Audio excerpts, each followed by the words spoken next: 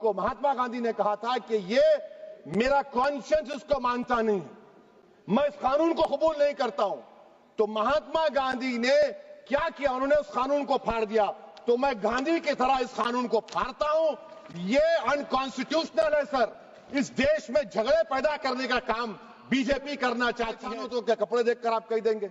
अच्छा, अगर कोई क्रिश्चियन हिंदू धर्म कबूल करता है तो क्या वो मंदिर को दे सकता प्रॉपर्टी? कर रही है आप मुस्लिम समाज में जो बेकार किस्म के लोग हैं उनको एक रास्ता बना रहे हैं, एग्जिट दिखा रहे हैं कि तुम्हें वक्त से बचना है तो तुम्हें ट्रस्ट बना लो। ये क्या कर रहे हैं सर आप? जब मैं अपनी प्रॉपर्टी को अल्लाह को मालिक बनाकर दे रहा हूं, आप कह रहे हैं बच्चियों की फिक्र नहीं है। इतनी मोहब्बत आप बिल्किस बानो से दिखा देते तो आपके लिए मेरी आजादी पर, मेरी समाजी और माशी मार्जिनलाइजेशन पर है, मेरी शहरियत पर है, मेरे मदरसे, मस्जिदों, खानखाहों और दरगाहों को निशाना बनाया जा रहा है। वक्फ को वक्फ बयूजर निकाल दिया गया। एक मुस्लिम वक्फ की जायदाद पर कब्जा होगा। वो फैसला लेगा कि ये जायदाद वक्फ की है, गवर्नमेंट की है।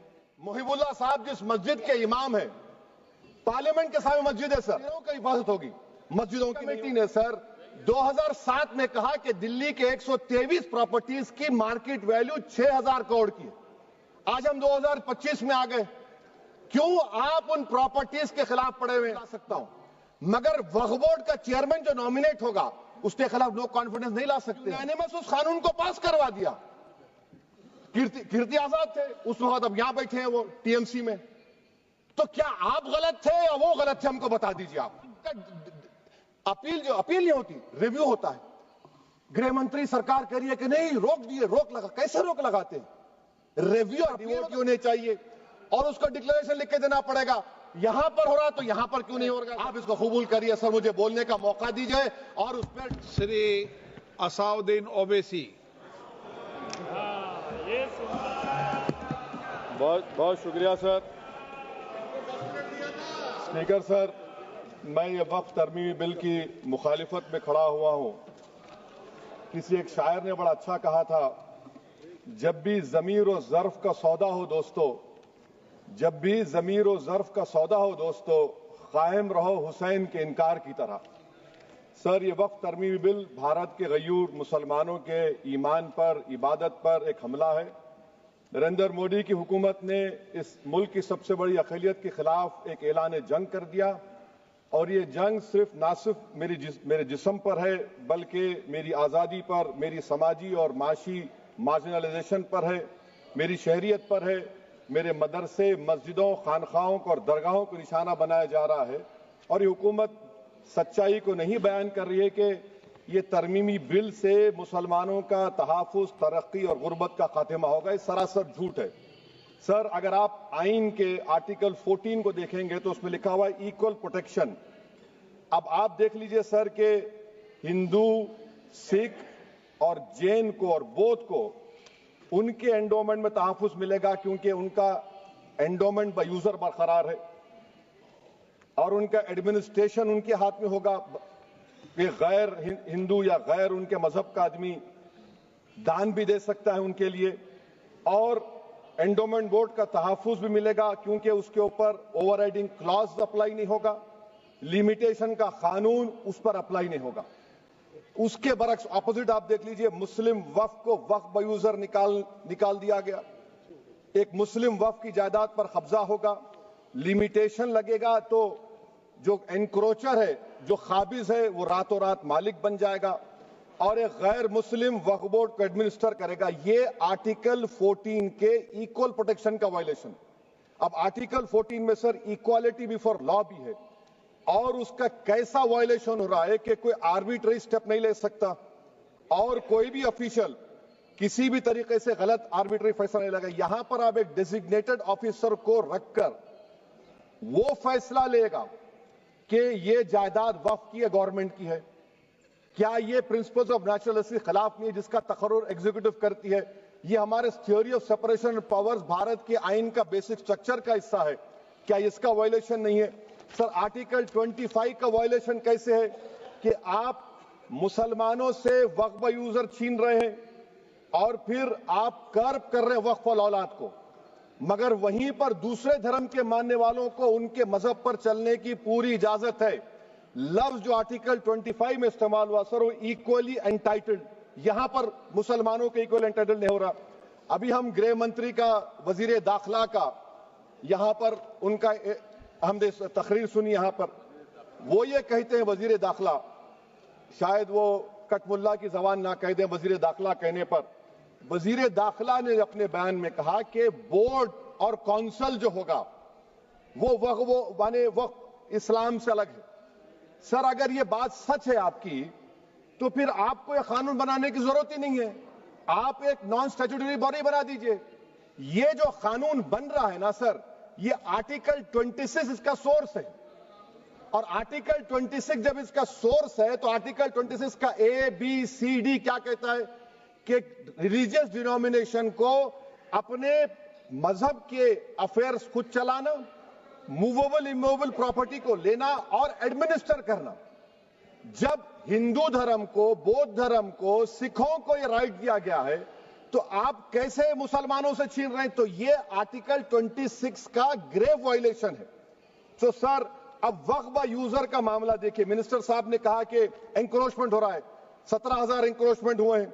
तो यही नरेंद्र मोदी की हुकूमत ने 2014 में उस वक्त के मंत्री ने एक Waqf properties eviction of unauthorised occupants bill को इंट्रोड्यूस किया। आपने विड्रॉ कर लिया 2024 में उसको। क्यों विड्रॉ किया सर आपने?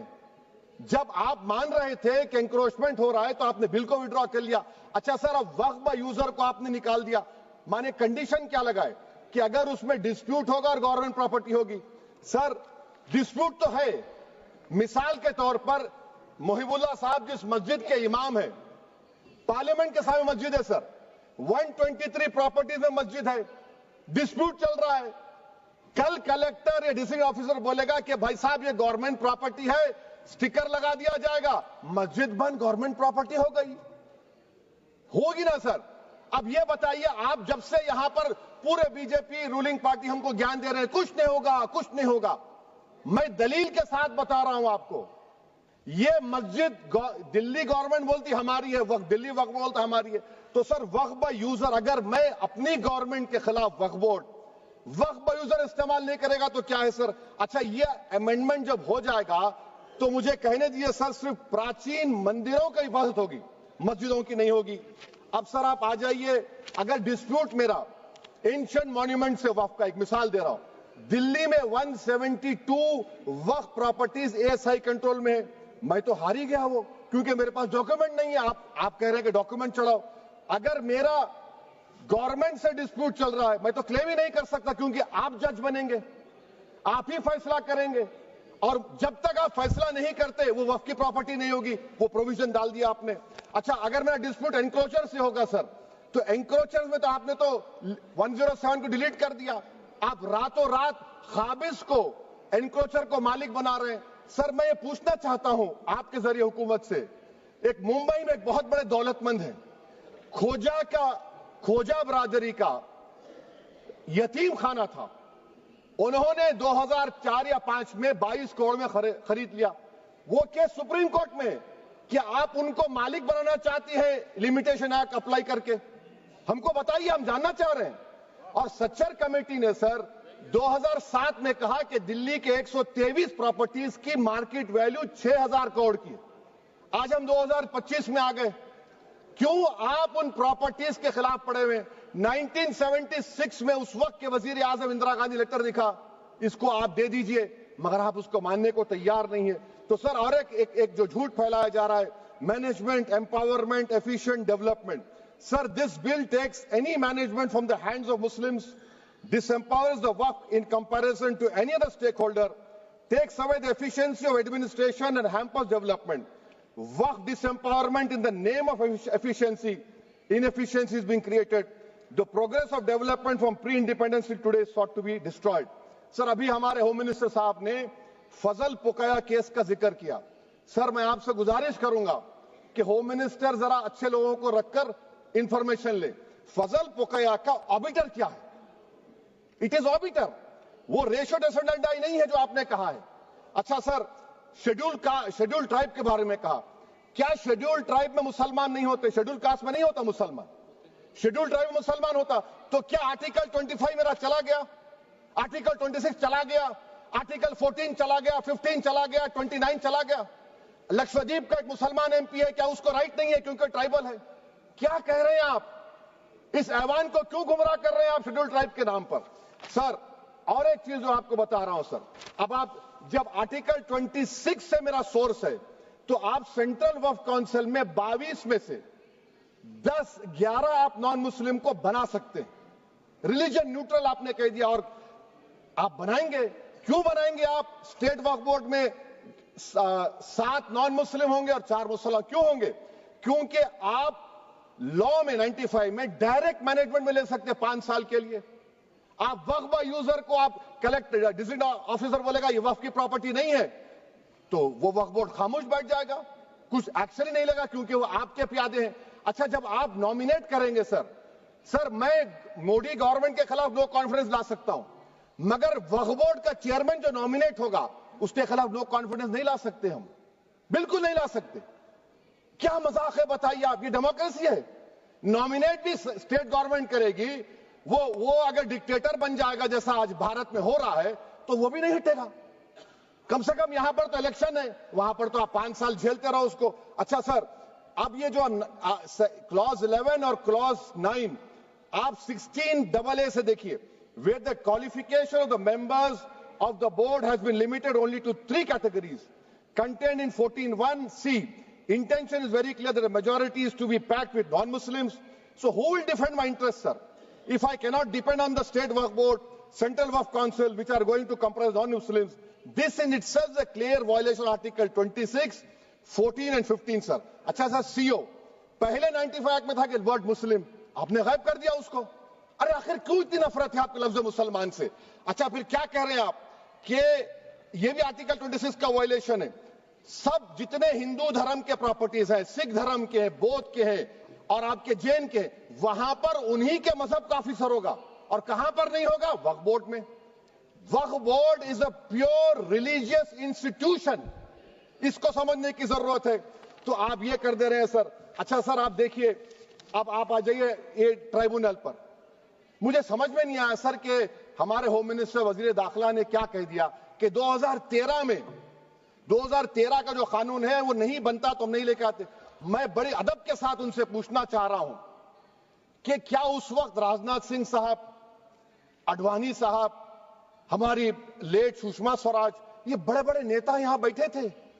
आपने यूनानिमस उस कानून को पास करवा दिया। कीर्ति आजाद थे उस वक्त, अब यहां बैठे हैं वो टीएमसी में। तो क्या आप गलत थे या वो गलत थे? हमको बता दीजिए, आप बता दीजिए। क्योंकि अगर अडवाणी आपके लिए बहुत बड़ा नेता है, मेरे लिए नहीं हो सकते, आपके लिए आपने पद्मश्री दिया उनको।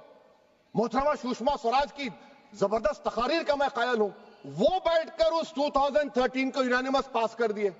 मुझे कंफ्यूजन है कि क्या अमित शाह, नरेंद्र मोदी बड़े हैं या अडवाणी बड़े हैं? आपके लिए आप तय कर लीजिए।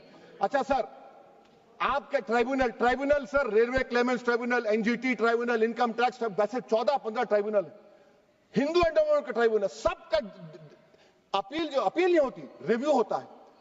गृह मंत्री सरकार कह रही है कि नहीं, रोक दिए, रोक लगा। कैसे रोक लगाते हैं? रिव्यू और अपील में तो फर्क होता है ना सर। आप ही कह रहे हैं कि पूरे कोर्ट्स में बैकलॉग है और आप अपील कर रहे हैं। अच्छा सर, रिटायर्ड डिस्ट्रिक्ट जज 95 में सिटिंग डिस्ट्रिक्ट जज था, जो एडमिनिस्ट्रेटिव कंट्रोल था सीजीआई साहब, उसको निकाल दिए। अच्छा सर, अब आप अभी हमारे मंत्री साहब ने कहा trust, sir Shri Sai Baba trust 2004, वो ये कहता है जो ऑफिसर उसमें काम करता है उसको साई बाबा का डिवोटी होने चाहिए और उसको डिक्लेरेशन लिख के देना पड़ेगा। यहां पर हो रहा तो यहां पर क्यों नहीं हो रहा? अच्छा सर, आप फिर देख लीजिए, ये आपका हो गया सर। अब अमित शाह साहब ने सेक्शन 2A के बारे में कहा और उन्होंने इस बात का इकरार कर लिया कि दाऊदी बोहरा के लिए यह बनाया गया है। मगर मैं आपके जरिए से गवर्नमेंट से पूछना चाह रहा हूं, आपने तो उस प्रोवाइजो में दाऊदी बोहरा का नाम ही नहीं लिखा, आपने उनको भी थैंक यू कर दिया, उनका नाम क्यों नहीं लिखा आपने? और सर, और गवर्नमेंट क्या कर रही है? आप मुस्लिम समाज में जो जो बेकार किस्म के लोग हैं उनको एक रास्ता बना रहे हैं, एग्जिट दिखा रहे हैं कि तुम्हें वक्त से बचना है तो तुम्हें ट्रस्ट बना लो। ये क्या कर रहे हैं सर आप? कम से कम उन दाऊदी बोरा को आप दे देते। अच्छा sir, clause 3V section 36 clause 18 देख लीजिए। ओरल वफ, oral appointment has sought to be discontinued even though it is recognized practice in Islam. Muslim personal law is recognized oral waqf and 1937 Shariat Application Act.